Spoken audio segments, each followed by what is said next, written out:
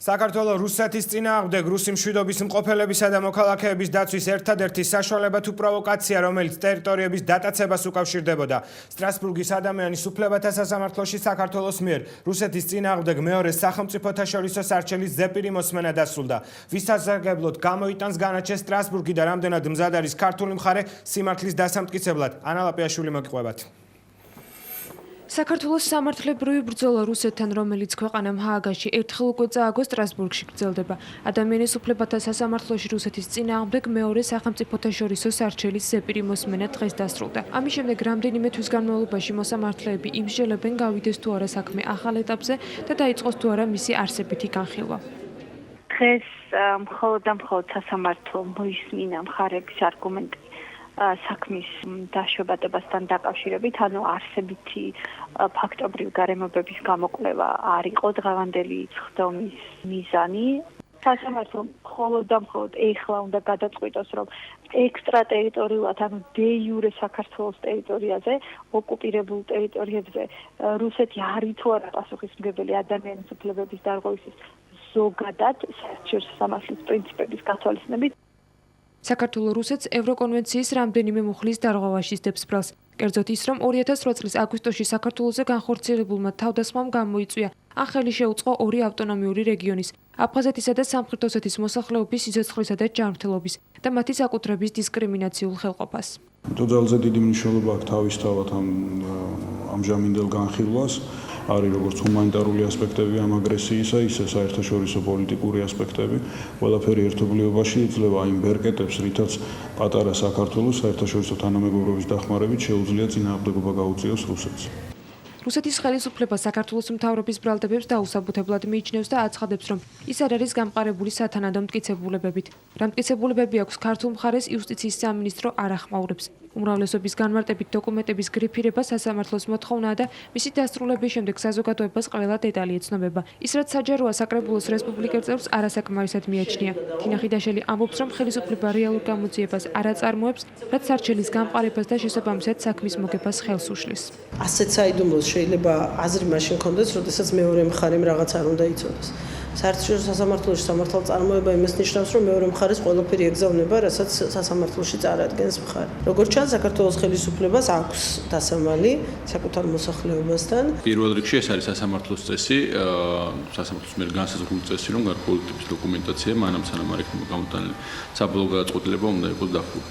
გარდა ამისა, ბუნებრივი არის მასალები, რომელიც სასამართლოზე იქნება წარდგენილი და არ არის ცნობილი მეორე მხარესთვის, ამ რუსეთის ფედერაციისთვის. ამიტომ ეს პრინციპი არის იქიდან გამომდინარე, პირველ რიგში სასამართლოს პრინციპიდან გამომდინარე და იქიდან გამომდინარე, რომ თვითონ სასამართლოს მოთხოვნა, სასამართლოს მიერ დაწესებული წესი. სტრასბურგის სასამართლოში, სადაც ქართული მხარე ადამიანის უფლებების დარღვევის ფაქტების დაფიქსირების აღიარებას ითხოვს, საერთაშორისო მართლმსაჯულებისთვის პირველი სარჩელი არ არის.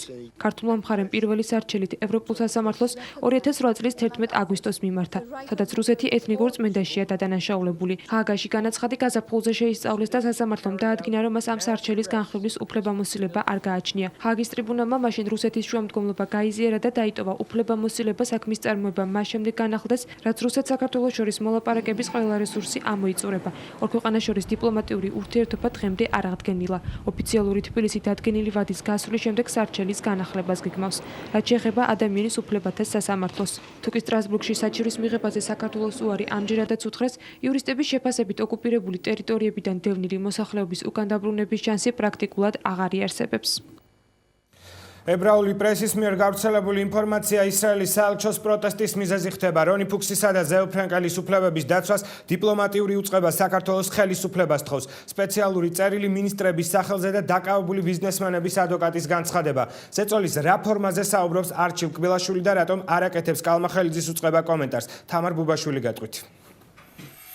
ისრაელის საელჩო საქართველოში აღშფოთებას გამოთქვამს ციხეში ისრაელის მოქალაქეების რომ ფუქსისა და ზეო ფრენკელის მიმართ უხეშ და არასათანადო მოპყრობასთან დაკავშირებით. ისრაელის საელჩომ საპროტესტო წერილები უკვე გაუგზავნა საქართველოს იუსტიციის სამინისტროს, საშელახსრულების, პრობაციისა და იურიდიული დახმარების სამინისტროს, საგარეო საქმეთა სამინისტროსა და საქართველოს სახალხო დამცველს. ეს განცხადება ისრაელის საელჩოს ოფიციალურ ვებგვერდზე დღეს გამოქვეყნდა. დიპლომატიური უწყების აღშფოთება ისრაელის მოქალაქე ბიზნესმენ რომ ფუქსის მიერ ელჩისთვის გაგზავნილმა წერილმა გამოიწვია, რომელშიც რომ ფუქსის ციხეში საკუთარ მდგომარეობას აღწერდა. შავებში ჩაცმული ადამიანები შავი ნიღბებით ოთახში შემოვიდნენ. სინათლე აანთეს, საწოლიდან წამომაგდეს. სახით კედლისკენ ხელი ბაწეული დამაყენეს. ჩემი ლოგინი, ნივთები და წამლები იატაკზე დაყარეს. მსგავსი ვიზიტები შეიძლება საათში რამდენჯერმეც გამეორდეს. ერთ-ერთი შემოსვლის დროს ერთმა ნიღბიანმა ჯიბიდან პაკეტი ამოიღო და მკითხა თუ ვიცოდი ეს რა იყო. შემდეგ თვითონვე მითხრა რომ ეს კოკაინია და ამისთვის კიდევ 20 წელს დამიმატებენ. ასევე არ არის ცხელი წყალი, თავს შეუძლოდ ვგრძნობდი, თუმცა ექიმებთან კონსულტაცია როცა ვითხოვე, ბადრაკს ყურადღება არ მოუქცევია. შემიმცირეს სეირნობისა და სატელეფონო ზარების რაოდენობა. დაკავებული ბიზნესმენის ადვოკატი არჩილ კბილაშვილი ამბობს, რომ რომფუქსისა და ისრაელის ელჩის წერილებს სახელმწიფო უწყებებისგან გამხმაურება ჯერ არ მოჰყოლია. ამასთანავე ადვოკატი იმასაც აღნიშნავს, რომ რომფუქსის წერილის გახმაურების შემდეგ მსჯავრდებულის მიმართ ზეწოლის ფაქტები აღარ მომხდარა. შემთხვევის შესახებ კი საერთაშორისო საზოგადოება უკვე ინფორმირებულია. ეს ინფორმაცია უკვე შეიძლება ითქვას სამშაბათს დილიდანვე მიეწოდა როგორც ისრაელის საგარეო საქმეთა სამინისტროს პრეზიდენტს, პრემიერ-მინისტრის აპარატს და მთლიანად მთელ საზოგადოებას, ანუ დღევანდელი და გუშინდელი ისრაელის პრესა გაჯერებული არის ამ ინფორმაციით. ასევე მიეწოდა ფუქსის ინგლისელი ადვოკატების მხრიდან პრეზიდენტ ობამას ადმინისტრაციას, კონგრესს, მათ საქართველოს საელჩოს ამერიკის შეერთებულ შტატებში. ადვოკატ არჩილ კბილაშვილს რონი ფუქსზე ზეწოლის კონკრეტულ მიზეზებზე საუბარი უჭირს, თუმცა დანამდვილებით ამბობს, რომ ასეთი ქმედება მის ფსიქოლოგიურად გატეხვას ისახავდა მიზნად. თუ ვის და რა მიზეზით სჭირდებოდა ბიზნესმენის დაშინება, ადვოკატი ამაზე მხოლოდ ვარაუდის დონეზე საუბრობს. არჩილ კბილაშვილი იმასაც აღნიშნავს, რომ 11 თვის განმავლობაში ადმინისტრაცია დაკავებულებს ჰუმანურად ექცეოდა. ერთადერთი ვერსია, რომელიც ჩვენ გვაქვს და მხოლოდ ლოგიკის დონეზე არის ის, რომ უკვე 11 თვეა ის საპატიმროშია, 11 თვის განმავლობაში მას თავი დამნაშავედ არასდროს არ უცნია.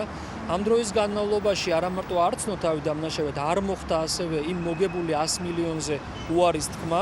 ჩვენ გვაფიქრებინებს ეს, რომ სავარაუდოდ ეს გახდა ვიღაცის, ანუ ვინც გადაწყვეტილება მიიღო ამის გაკეთების შესახებ, მისი გაღიზიანების საფუძველი და სავარაუდოდ ალბათ მათ ჩათვალეს, რომ ამგვარი ფორმით შესაძლებელია მისი მოტეხვა.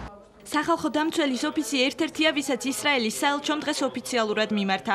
როგორც ომბუდსმენის აპარატში ამბობენ, მათ წერილი ჯერ არ მისვლიათ. მიუხედავად ამისა, გიორგი ტუღუშის უწყება ისრაელის ელჩთან შეხვედრას ხვალგეგმავს. უახლოეს დღეებში კი თავად რომფუქსის მონახულებასაც აპირებს. ჯერ კიდევ 2 დღის უკან ჩემი წარმომადგენლები იმყოფებოდნენ ბატონ ფუქსთან. მიუთითებდა გარკვეულ გარემოებებზე, რომლებიც სერიოზულ ეჭვებს ბადებს იმასთან დაკავშირებით, რომ რეალურად ადგილი ჰქონდა თუ არა მისი უფლებების დარღვევა, საუბარი იყო გამუდმებით შემოწმებაზე მისი საკნის. ისრაელის მოქალაქეების უფლებების დარღვევაზე საუბრობენ უფლებადამცველები. მათი ნაწილი ფიქრობს, რომ მომხდარი შესაძლოა საერთაშორისო სკანდალის საფუძველი გახდეს. ნაწილი კი გამოძიების დაწყების საჭიროებაზე საუბრობს. უფლებადამცველები თანხმდებიან, რომ მომხდარზე პასუხისმგებელი ციხის ადმინისტრაცია და სასჯელ აღსრულების მინისტრია. მე პირადად მოვითხოვ საქართველოს პარლამენტის თავმჯდომარისგან მივიღო ერთჯერადი ნებართვა, რათა შევიდე რონი ფუქსთან და უშუალოდ მოვახდინო მასთან გასაუბრის შედეგად იმ ინფორმაციის მიღება, რომელიც ასე ვთქვათ მეტნაკლებად ნათელს მოფენს იმ ტერორის საფუძველს, რომელიც ხორციელდება ამ ადამიანის წინააღმდეგ. ეს არის პირდაპირ შეიძლება ითქვას ზეწოლა კონკრეტულად პატიმრებზე, რომ მათ რაღაცნაირად ამ ზეწოლის გამო მათ რაღაცნაირად შეცვალა საკუთარი ჩვენება, აღიარონის ბრალი, რომელიც შეიძლება მათ არ ჩაუდენია. ბიზნესმენის მონაყოლი ხელისუფლების აზრითაც შესწავლას საჭიროებს. საგარეო კომიტეტის თავმჯდომარის თქმით, საპატიმროში მსგავსი ფაქტები ამ დრომდე არ დაფიქსირებულა.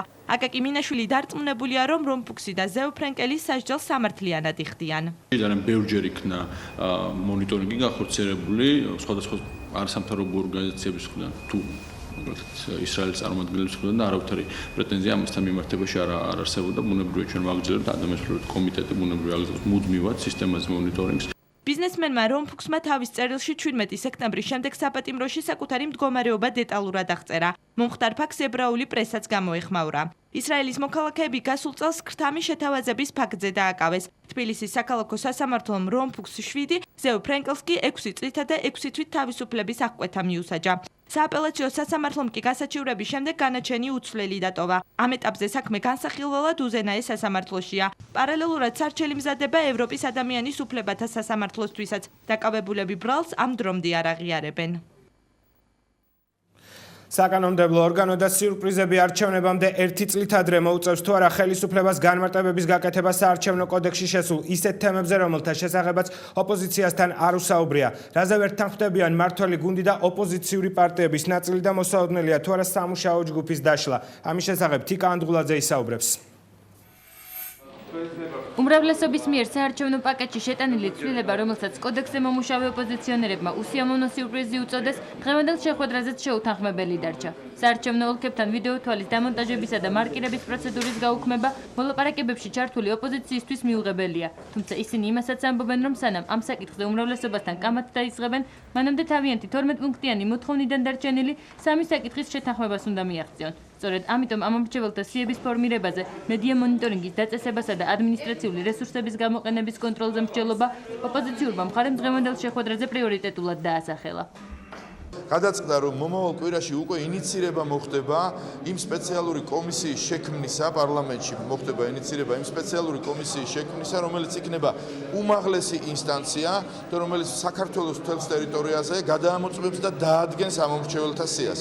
რაც შეეხება ახალ, ასე ვთქვათ, დამაზარალებელ პუნქტებს, რომელიც გააჩინა ხელისუფლებამ კანონ პროექტში, ამასთან დაკავშირებით შევთანხმდით, რომ მომავალ კვირის შუაში, სავარაუდოდ 4 შაბათს ხელისუფლება სპეციალურ პრეზენტაციას გამართავს ამ ნოვაციებისას. ესეთი არაკოლეგიალური დამოკიდებულება, როგორც გამოიჩინა ხელისუფლებამ, როცა მიღმა ამ შეთანხმებისა გააჩინა გარკვეული ნორმები, რომელიც არ იყო აქამდე საარჩევნო კოდექსში, იყო არასწორი, არაზუსტი, ამიტომ ხელისუფლებამ აიღო ვალდებულება, რომ ჯერ ერთი მოახდინოს დეტალური პრეზენტაცია იმისა, რის გაკეთებას აპირებს და მეორე ამ თემებზე კონსულტაციები გაგრძელდება. იმ წინააღმდეგ შემთხვევაში ჩვენ ნამდვილად ას ვეღარ ვხედავთ, მონაწილეობა გავაგრძელოთ ამ სამუშაო ჯგუფის მონაწილეობაში.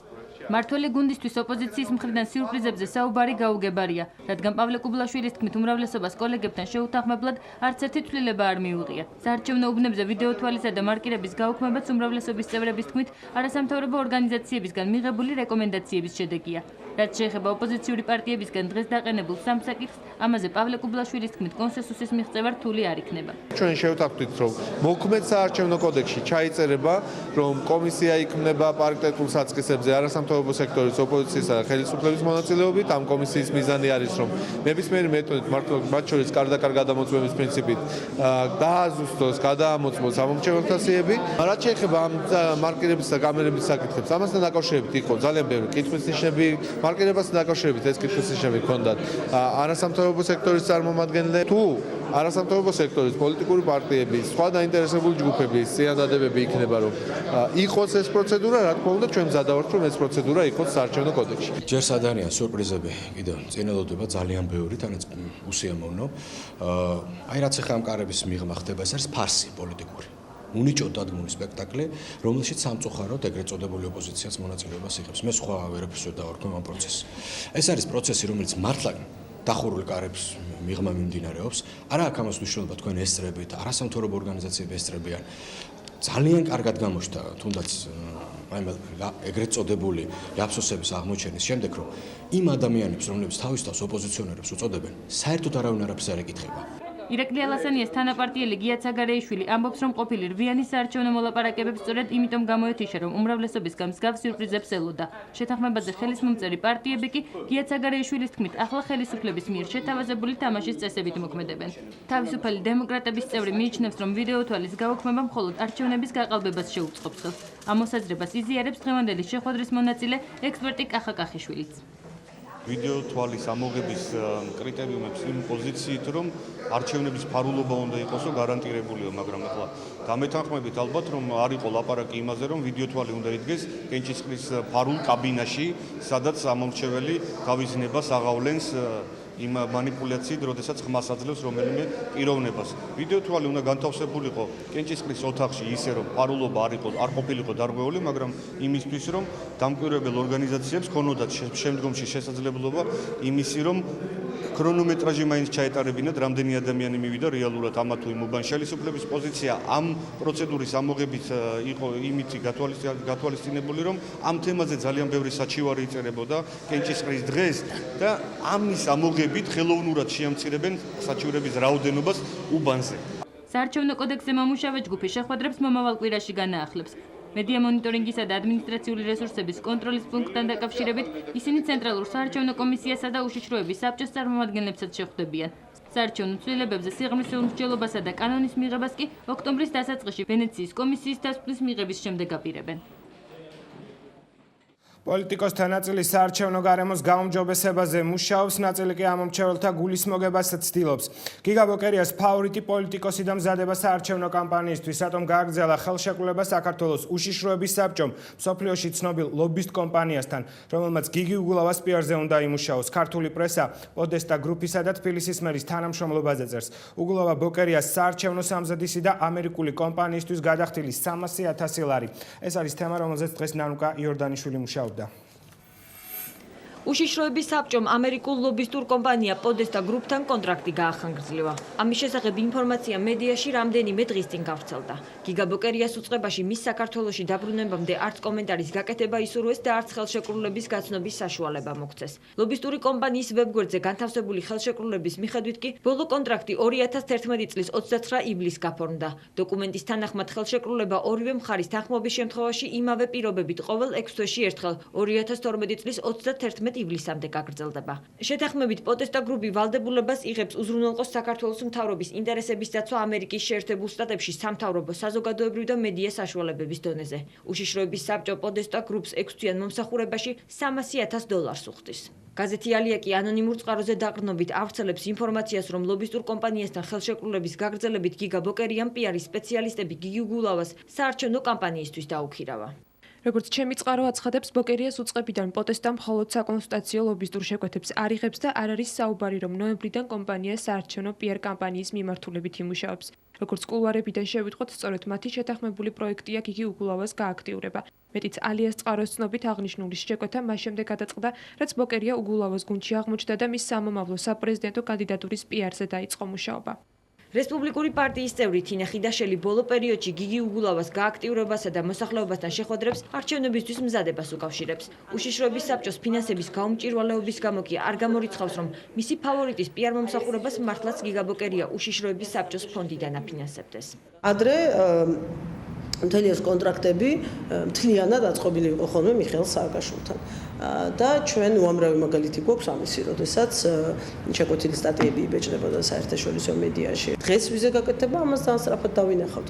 ანუ შედეგებით დავინახავთ და შეგვიძლია ვიმსჯელოთ რეალურად რასთან გვაქვს საქმე და ვისზეა ამჯერად დავალება მიცემული. იმის მიხედვით ვის რომელი თეორიის ჯერა, ანუ ნაციონალურ მოძრაობაში დაპირისპირების შესახებ ვის რომელი თეორიის ჯერა და ვინ სად და რომელ ჯგუფში ხედავს გიგა ბოკერიას, აკეთებენ შემდეგ ადამიანები დასკვნებს ვის სასარგებლოდ შეიძლება ეს კონტრაქტები შეხვდეს. ლეიბორისტულ პარტიაში კი ფიქრობენ, რომ ლობისტებზე მილიონების ხარჯვა არამიზანშეწონილია იმ ფონზე, როდესაც ხელისუფლება სოციალური პროგრამების დაფინანსებას ყოველწლიურად ამცირებს. საქართველოს მოქალაქეებს ლობისტური კომპანიების გადასახდელი ფული, რომელსაც სააკაშვილი და მისი ხელისუფლება იხდის, მილიონობით, ასეულობით მილიონი უჯდება, რომელიც ბიუჯეტიდან არის გამოყოფილი.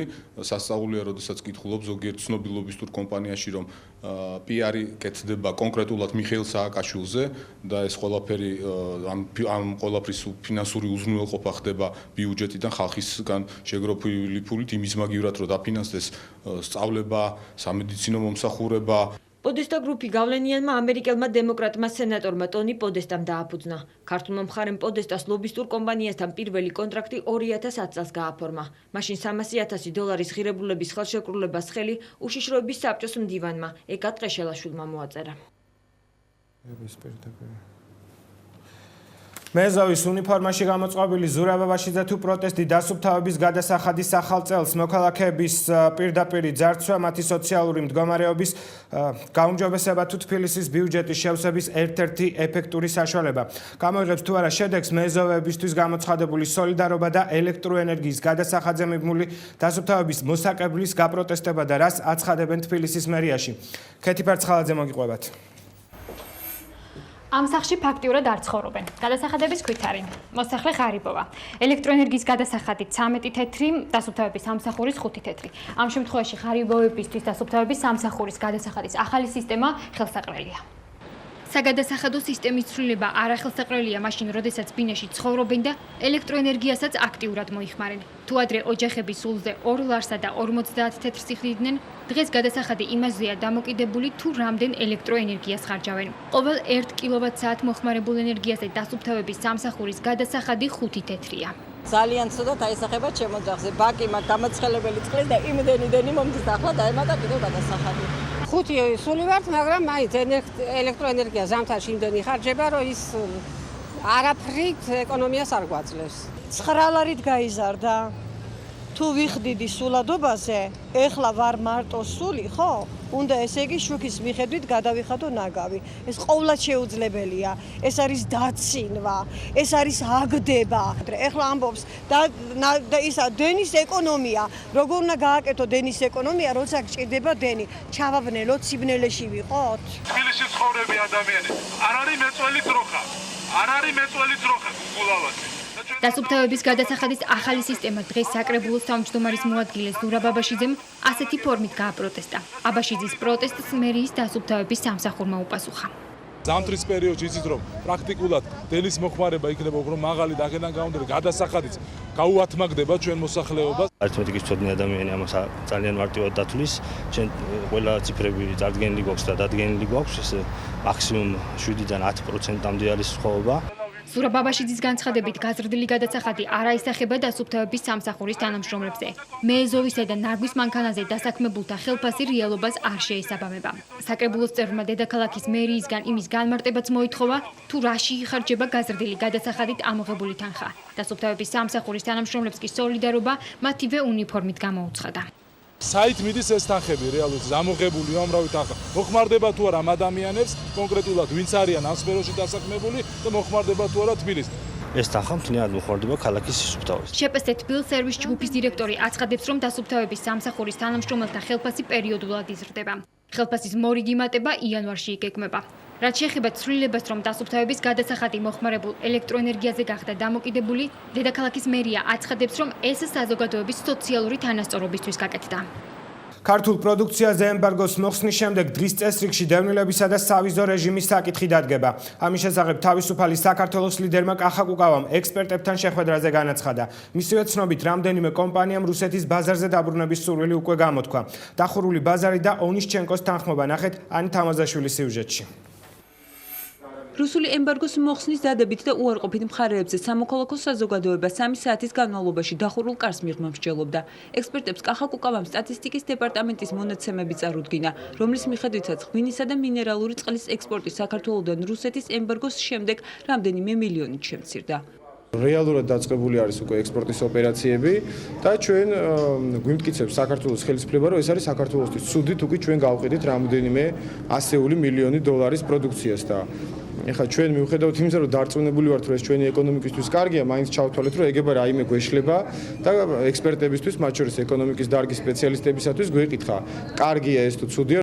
ექსპერტებს ემბარგოს გაუქმებასთან დაკავშირებით საერთო მოსაზრება აქვთ. ეკონომისტებისა და პოლიტოლოგების აზრით, რუსეთთან სავაჭრო ურთიერთობების აღდგენა დაძაბული ურთიერთობების მიუხედავად აუცილებელია. ექსპერტები ალტერნატიულ ბაზრებზეც საუბრობენ, თუმცა აღნიშნავენ, რომ რუსეთი ამ ეტაპზე უკონკურენტოა. სამოქალაქო საზოგადოება თანხმდება, რომ მიმდინარე მოლაპარაკებებში ხელის შემშლელი მხოლოდ ნაციონალური მოძრაობა, რომელიც პროცესში არ მონაწილეობს.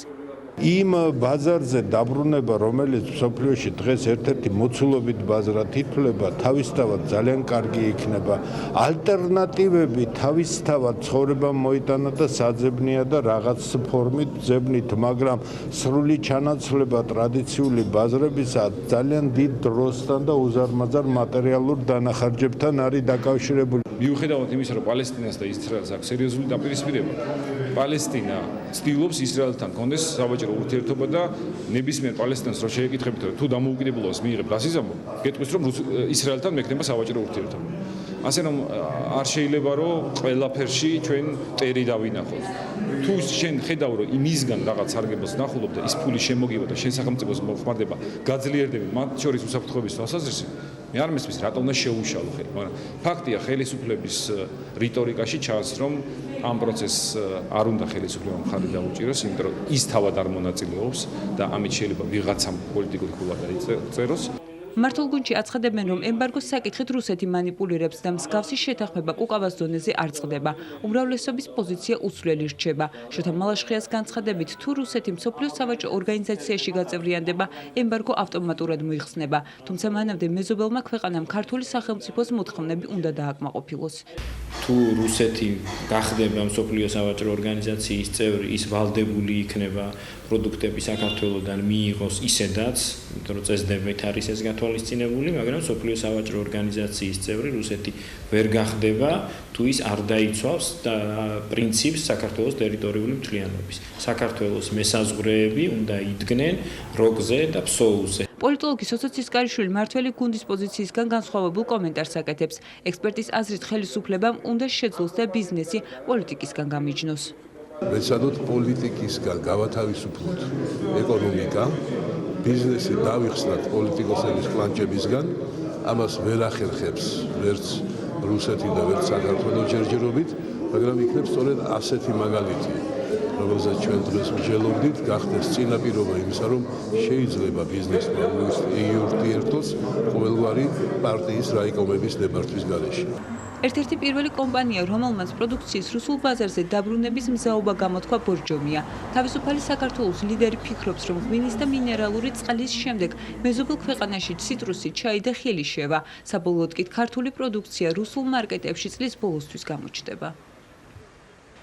ევროპის საბჭოს საპარლამენტო ასამბლეის მომხსენებლის თინა აკეტოფის ვიზიტი საქართველოში გრძელდება. პოლიტიკოსმა შეხვედრები ხელისუფლებისა და არასამთავრობო ორგანიზაციების წარმომადგენლებთან უკვე გამართა, რის შემდეგაც ერთგვარი შეფასება გააკეთა და განაცხადა, რომ დევნილების განსახლების კუთხით შესაბამის მოუწყებამ ეფექტურად იმუშავა. თინა აკეტოფის თქმით, გალისა და ახალგორის ტერიტორიაზე მიმოსვლა და უსაფრთხოება არის ორი ყველაზე მნიშვნელოვანი საკითხი. აღსანიშნავია ისიც, რომ ევროპის საბჭოს საპარლამენტო ასამბლეის მომხსენებელთან შეხვედრას საპარლამენტო ოპოზიციის ნაწილი ითხოვდა, თუმცა უშედეგოდ.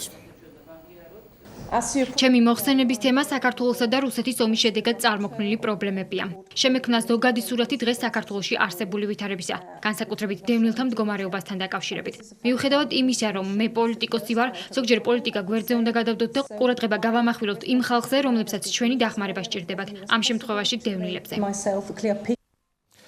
ერთ დღეში გამართული 20 პარალელური აუქციონიდან სამინისტრომ ტექნიკური ხარვეზის მიზეზით მხოლოდ ერთი გააბათილა. რატომ ფიქრობს დაზარალებული თამარ ჩირიკაშვილი, რომ მიწის ნაკვეთი ვერა ქობალიასთან დაახლოებული პირისთვის იყო განკუთვნილი? საჩივარი მინისტრ ქობალიას წინააღმდეგ ნახეთ ხათუნა ხვედელიძის სიუჟეტში. თეთრიწყაროს რაიონის სოფელი ორბეთი. სასოფლო სამეურნეო მიწის ნაკვეთი. აუქციონის შემდგარია. ყიდველი თამარ ჩირიკაშვილი. ეს 25 მაისს ეკონომიკის სამინისტროს მიერ გამოცხადებული ელექტრონული აუქციონის შედეგებია, რომლის მიხედვითაც თეთრიწყაროს რაიონის სოფელ ორბეთში მდებარე სასოფლო სამეურნეო მიწის ნაკვეთის მფლობელი თამარ ჩირიკაშვილი გახდა. აუქციონის შედეგად თამარ ჩირიკაშვილმა 12000 კვადრატული მიწის ნაკვეთი 1200 ლარად შეიძინა. შედეგი შესყიდვების სააგენტოს ოფიციალურ ვებგვერდზეც დაფიქსირდა და ნაკვეთის მფლობელმა მოკლე ტექსტური შეტყობინების სახით ეკონომიკის სამინისტროსგან მილოცვაც მიიღო. ზუსტად 17 საათსა და 40 წუთზე მოვიდა ჩემთან მესიჯი, რომ თქვენ ხართ გამარჯვებული აუქციონში. თამარ ჩირიკაშვილი ყვება, რომ დღეს უკვე ამ მიწის ნაკვეთის მფლობელი აღარ არის. მას შემდეგ, რაც მას შესყიდული ტერიტორიის დაკანონება გადაწყვიტა, ეკონომიკის სამინისტროს პრივატიზაციის დეპარტამენტისგან სპეციალური წერილი მიიღო, რომლითაც ეცნობა, რომ ელექტრონული აუქციონის შედეგები საქართველოს ეკონომიკისა და მდგრადი განვითარების მინისტრის ბრძანებით ძალადაკარგულად გამოცხადდა. მიზეზად ვერა ქობალიას უწყებამ ტექნიკური ხარვეზი დაასახელა. აქ იყო ვიღაცის დაინტერესება. არ ვიცი რატო ვერ მოხერხდა თუ უფრო იმას უფრო ნაკლებ ფასად უნდა დაიმტოთ და ჩვენ შემთხვევით მოვხდით არასასურველ დროს იმ აუქციონზე თუ რა მოხდა და ამის საფუძველზე ამათმა გააუქმეს ვიღაცის საფუძველზე და ვინ იყო ეს პირო რა დონის არის ეს მეორე მომხმარებელი არ ვიცით. ეკონომიკის მინისტრის მიერ მიღებული ბრძანება ელექტრონული აუქციონის შედეგის ბათილოცნობის შესახებ იყო უკანონო და დაუსაბუთებელი. მას შემდეგ, რაც ვერა ქობალიამ თამარ ჩირიკაშვილს აუქციონით შეძენილი მიწა ჩამოართვა, საქმეში ადვოკატები ჩაერთნენ. კონსტიტუციის 42 მუხლის იურისტები ვერა ქობალიას ბრძანებას უკანონოს უწოდებენ და მინისტრის წინააღმდეგ საქალაქო სასამართლოში სარჩელის შეტანას აპირებენ. თამარ გაბისონია ამბობს, რომ ჩირიკაშვილის გარდა იმ დღეს 20 ელექტრონული აუქციონი ჩატარდა, თუმცა ტექნიკური ხარვეზის მიზეზით ბათილად მხოლოდ ერთი გამოცხადდა. გარდა ამისა, იურისტებმა აუქციონზე პასუხისმგებელი ტექნიკური პერსონალისგან დასკვნაც მიიღეს, სადაც წერია, რომ აუქციონი დახურვის მომენტში გამართულად მიმდინარეობდა. მთავრობამ, რა თქმა უნდა, იმგვარად გაიგო ტექნიკური პერსონალის დასკვნა, რომ რაღაც პატარა ხარვეს ჰქონდა ადგილი, ეს უნდა გაბათილებულიყო, თუმცა ყურად არ იყო ერთი ძალიან მნიშვნელოვანი გარემოება, რომ თუ კი აუქციონის შედეგებზე, თუნდაც ერთ შედეგზე ახდენდა გავლენას ის პატარა ტექნიკური ხარვეზი, ასეთ შემთხვევაში 20-ზე მეტი აუქციონი, რომელიც იმ დღეს მიმდინარეობდა, არ ყოფილა ბათილად ცნობილი და რატომღაც აისახა მხოლოდ თამარ ჩირიკაშვილის საკითხზე და მის მიერ კონსტიტუციის 42 მუხლის იურისტებმა ადმინისტრაციული საჩივრით პრემიერ-მინისტრს მიმართეს და ვერა ქობალიას ბრძანების ბათილად ცნობა მოითხოვეს. თუმცა ნიკა გილაურმა საჩივრის დაკმაყოფილებაზე უარი თქვა. რატომ წაართვა მინისტრმა მოქალაქეს საკუთრება ამ კითხვაზე ვერა ქობალია არ პასუხობს. თუმცა უკვე ცნობილია, რომ ეკონომიკის სამინისტრომ თამარ ჩირიკაშვილის მიერ ელექტრონული აუქციონით შეძენილი მიწის ნაკვეთი აუქციონზე უკვე მეორედ გაიტანა და 77,000 ლარად გაყიდა. რუსთავის მე-17 საპყრობილეში ციხის ეგრეთ წოდებულ მაყურებლებსა და პატიმრებს შორის დაპირისპირება მოხდა. დაპირისპირების მიზეზი პატიმრებზე განხორციელებული ზეწოლა. ციხის ადმინისტრაციის მიერ კონტროლირებადი ეგრეთ წოდებული მაყურებლები პატიმრებს ჩვენების შეცვლას აიძულებდნენ. ინციდენტის ერთ-ერთი მიზეზი პატიმარ ილგარ მამედზადეს ცემის ფაქტი გახდა. ილგარ მამედზადე გასულ კვირას რუსთავის მე-17 საპყრობილის დირექტორს ლაშა ბრეგვაძეს ფიზიკურ ზეწოლაში ადანაშაულებდა, მაგრამ მოგვიანებით ეს ჩვენება შეცვალა. არის უკანასკნელი გაფრთხილება, კიდევ ერთხელ ხას უსმენ. თუ კიდევ ერთხელ ჩაიგდეთ რაიმე მსგავს, პირდაპირ მოუწოდებთ სამოქალაქო საზოგადოებას, განსაკუთრებით ახალგაზრდობას. გადავიდეთ პირდაპირ ადეკვატურ მოქმედებებზე, დავიწყოთ ამ კონკრეტული ადამიანების, რომლებიც ძალადობას ჩადიან, ამ ადამიანების მიმართ ქართული ანგარიშწორება. სოციალურად დაუცველი ოჯახი და ინვალიდის ეტლს მინჯაჭული პენსიონერი. ოჯახს, რომელიც თბილისის მერიას დახმარებას თხოვს, დღეს საკრებულოს ოპოზიციონერი წევრი თინა ხიდაშელი სტუმრობდა. ჯაბაშვილები ნაქირავებ ერთ ოთახიან ბინაში ცხოვრობენ. საკვები კათარზისიდან მოაქვთ, ბინის ქირას კი პენსიის მეშვეობით იხდიან. 5 წელი აქ ვცხოვრობ, აბსოლუტურად არაფერი შეღავათი არ მაქვს. 150 ლარ ვიხდი ბინაში.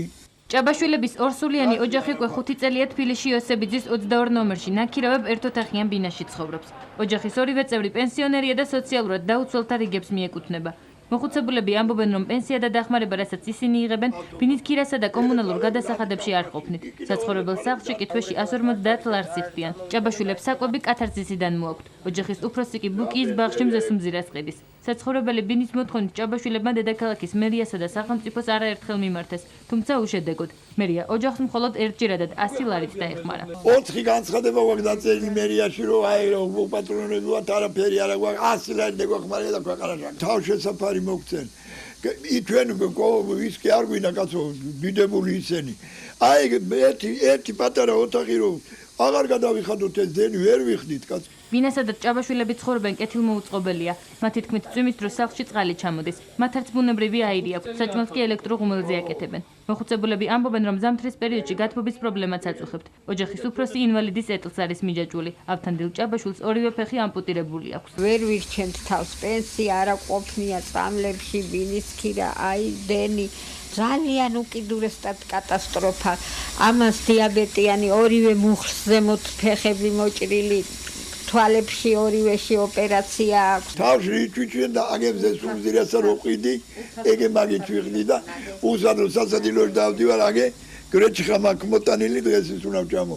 ჭაბაშვილების ოჯახი დღეს საკრებულოს ოპოზიციონერმა დეპუტატმა იმის მაგალითად მოიყვანა, თუ როგორ არამიზნობრივად იხარჯება მერიის ბიუჯეტი. თინა ხიდაშელი ამბობს, რომ მაშინ, როდესაც უკიდურესად გაჭირვებულ ოჯახს მერია მხოლოდ 100 ლარით ეხმარება, იმავე დროს 10,000-ობით ლარს კონცერტებში ხარჯავს. საკრებულოს წევრი ჟურნალისტებს მერიის იმ განკარგულებასაც აჩვენებს, რომელთა მიხედვითაც კომედი გრუპმა, კენზომ და კრეატივ გრუპმა სხვადასხვა დროს 12,000 ლარი, 50,000 ლარი და 30,000 ლარი მიიღეს. სოციალურ საცხოვრისს, რომელსაც ითხოვს ეს ოჯახი, ამის შესახებ არის ისეთივე ბუნდოვანი და რაზროვანი პასუხი, როგორც ყველა სხვა შემთხვევებში, რომ აი შენდება, ნახოთ, კრიტერიუმები არ არის, მე უკვე ეს არ არის პირველი შემთხვევა და პირველი ოჯახი, როდესაც ვითხოვ დეტალურ კრიტერიუმებს, როგორ ანაწილებენ ამ სოციალურ საცხოვრისს, თუმცა ბატონი კაცარავა ყოველ ჯერზე ესე მიცილებს თავიდან ზოგადი პასუხებით. დედაქალაქის მერიის სოციალური მომსახურებისა და კულტურის საქალაქო სამსახურის უფროსისთვის საკრებულოს წევრის კრიტიკა მიუღებელია. მამუკა ქაცარავას განმარტებით ტერმინი არამიზნობრიობა უადგილოდ არის ნახმარი, რადგან მისი თქმით არამიზნობრივია ხარჯვა, როდესაც კონკრეტული საქმისთვის გამოყოფილი ბიუჯეტი სხვა დანიშნულებით იხარჯება. მამუკა ქაცარავა ამბობს, რომ სოციალური პოლიტიკა ქვეყანაში სამართლიანი და მიზანმიმართულია და სიღარიბესთან ბრძოლას ემსახურება. ასეთმა ოჯახებმა კიდევ ერთხელ ვიმეორებ, არის სოციალური მომსახურებების სააგენტო, უნდა მიმართონ მას, თუ თქვათ ინფორმულით არ მიიღეს შესაბამისი ქულები, შემდგომ შეუძლია მიმართონ მუნიციპალიტეტებს, თვითმმართველობებს და იქ უკვე სუბიექტურადაც იღებენ ხოლმე გადაწყვეტილებას ამ ოჯახის ბაზაში ჩასართველად. ჩვენ ერთხელ 100 ლარი დავეხმარეთ და ესეც სათაკელო თემა გახდა, ესე არ შეიძლება. ჭაბაშვილები კი ამ დრომდე სახელმწიფოსგან დახმარების მოლოდინში არიან. ოჯახი იმედოვნებს, რომ სახელმწიფო მათ თხოვნას დააკმაყოფილებს და საცხოვრებელ ფართს გამოუყოფს. ანსამბლი რუსთავი კონცერტისთვის ემზადება, ვაჟობის დღესასწაულზე რუსთავი კონცერტს თბილისში გამართავს. ანსამბლი რეპეტიციებს უკვე გადის და საღამო 24 სექტემბერს გაიმართება. ანსამბლ რუსთავის ხელმძღვანელი ფრიდონ სულაბერიძე მოცეკვავეებს ტრადიციულად ილეთებს უსწორებს და მინიშნებებს აძლევს. მალე ისინი ჩარგალში უნდა გაემგზავრონ და ვაჟაობაზე ჩასულ სტუმრებს ტრადიციული ქართული ცეკვები უჩვენონ. ღონისძიება 24 სექტემბერს გაიმართება. ვაჟებს შაილეს შვილები ვართ. ჩვენ ეს ანსამბლი არ არღოს ტრადიციას, აგრძელებს აი იმ ტრადიციულ ცეკვებს და მე მინდა გითხრათ, რომ არის ანსამბლები, რომლებიც რაღაც ახალ სახელებს არქმევენ. ეს ქართული ცეკვა, რასაც ქვია, იმას ის სახელი ქვია და არა რაღაცა მოგონილი. ტრადიციული ქართული ცეკვები ანსამბლმა ახალი ინტერპრეტაციით უნდა წარმოაჩინოს. ფრიდონ სულაბერიძე მიიჩნევს, რომ ამ დროს ყველაფერი მოცეკვავეთა ოსტატობასა და მათ ხასიათზეა დამოკიდებული. ხელმძღვანელს ანსამბლის იმედი აქვს და ფიქრობს, რომ ისინი ურთულეს მთის ცეკვებს კარგად შეასრულებენ. კონცერტი იქნება საათი და 20 წუთი.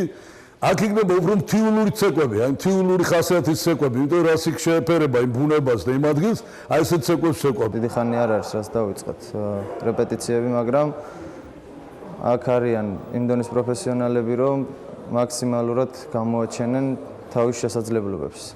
და ვეცდებით, რომ აუცილებლად მაქსიმუმი გამოვაჩინოთ ანსამბლის და ისე შევასრულოთ ცეკვები, როგორც ანსამბლ რუსთავს შეეფერება. ძალიან დიდი შრომაა ჩადებული, თითოეული მოცეკვავე ყველანი ცდილობთ, რომ მაქსიმალური ჩაუდოთ და ყველანაირად კარგად წავსდგეთ და ესეთი სახასიათო ცეკვებია მთიულური, ხანჯლური, რომ დიდი შრომა ჭირდება.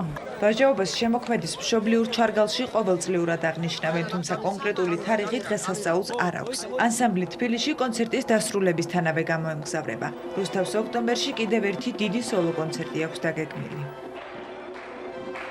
მე კიდევ ერთხელ შეგახსენებთ, რომ ანსამბლ რუსთავის კონცერტი ჩარგალში 24 სექტემბერს გაიმართება. მის საქართველოს 2011-ის კონკურსანტები ფინალური კონკურსისთვის ემზადებიან, რომელიც 1 ოქტომბერს ბათუმში გაიმართება. ლამაზმანები ბათუმში საფინალო კონკურსისთვის 24 სექტემბერს გაემგზავრებიან. ჟიურის მიერ გამოვლენილი ყველაზე ლამაზი გოგონა ლონდონში, მის მსოფლიო 2011-ზე ნოემბერში გაემგზავრება, ხოლო ვიცე მის საქართველოები სხვადასხვა საერთაშორისო კონკურსებში მიიღებენ მონაწილეობას.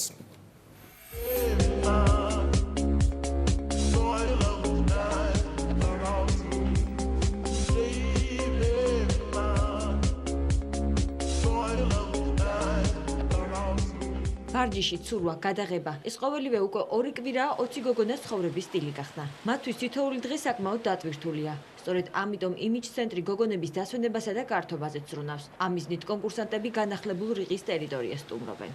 შარშე მიღებდი მონაწილეობის ელიტმოდელუქში, სადაც მეორე ადგილი დავიკავე. წელს უკვე გადავწყვიტე მის საქართველოზე რომ მიმიღო მონაწილეობა. ძალიან გახარებული ვარ, მაგრამ ამავდროულად ძალიან მიხლებით, მაგრამ სასიამოვნო დაღლა, მინდა გითხრათ, ყოველ დღე გვაქვს ვარჯიში, ცეკვა, სხვადასხვა მაგვარი რეპეტიციები. დიდი ხანია რაც მინდოდა მის საქართველოში მიმიღო მონაწილეობა, წელს გადავწყვიტე რომ მოსულიყავი კასტინგზე და ჩემთვის ძალიან მნიშვნელოვანია, რომ მოვხდი 20 საუკეთესოში. ძალიან დატვირთული გრაფიკი აქვს, არ ველოდი რომ ესეთი იქნებოდა ჩვენი ყოველდღიურობა, უფრო მარტივი მეგონა ყველაფერი ეკრანი და რა თქმა უნდა ყველაფერი ფულამაზი ჩანს. სურვილი 20-ში მოხვედრის იყო ძალიან დიდი და ოცნებაც ამიხდა, ესე ვთქვათ.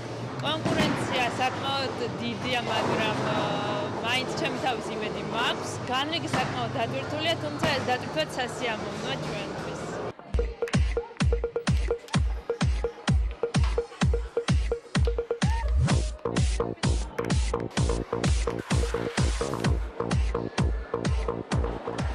კონკურსანტთა განტვირთა სპორტითაც ხდება. ბოულინგისა და ბილიარდის თამაშისას ისინი ერთმანეთს უკეთ ეცნობიან. აქვე კონკურსანტებს ერთმანეთის დამარცხების საშუალებაც ეძლევათ. ღიად საჩუქრების გარეშე მთავრდება. ქალთა ბედნიერებაში კონკურსანტებს სამახსოვროდ სუვენირებს ურიგებენ. პირველი თანამშრომლობა იმიჯ ცენტრთან. ეს და საჩუქრებს გადავცემს ლამაზის კონკურსის გოგოებს, მონაწილეებს და უსურვებ ყველა გოგოს გამარჯვებას. ეხლა არ გამოდის რომ ყველა გაიმარჯვოს, მაგრამ უბრალოდ მაინც წარმატებას უსურვებ ცხოვრებაში. სტუმრად ყავდნენ იმის ცენტრის ულამაზესი გოგონები. ბოულინგ ცენტრალი მოხარულია მათთან თანამშრომლობით. 1 ოქტომბრიდან ვიცი რომ შესარჩევი ტური ეწყებათ. საქართველოს ულამაზესი გოგონა უნდა გამოავლინონ, ასე რომ სამომავლო თანამშრომლებისთვის მზად ვართ, გვეწვიონ, იხალისონ. ძალიან დატვირთულები ვართ მთელი დღის განმავლობაში. ძალიან სასიამოვნოც არის ეს დატვირთული განრიგი. მინდა ვთქვა, რომ ძალიან კარგი გოგოები არიან, საკმაოდ კონკურენტუნარიანები და ყველას მინდა წარმატება ვუსურვა. მოხარული ვარ, რომ გადავედი 20 საუკეთესო გოგოს შორის. და იმედია რომ მივაღწევ ფინალამდე და მოვხვდები 10 საუკეთესო გოგოს შორის. მის საქართველოს 2011-ის ფინალური კონკურსი 1 ოქტომბერს ბათუმში გაიმართება. ჟიურის მიერ გამოვლენილი ყველაზე ლამაზი გოგონა ნოემბერში ლონდონში მის მსოფლიოს კონკურსზე გაემგზავრება. ვიცე მის საქართველოსები კი სხვადასხვა საერთაშორისო კონკურსში მიიღებენ მონაწილეობას.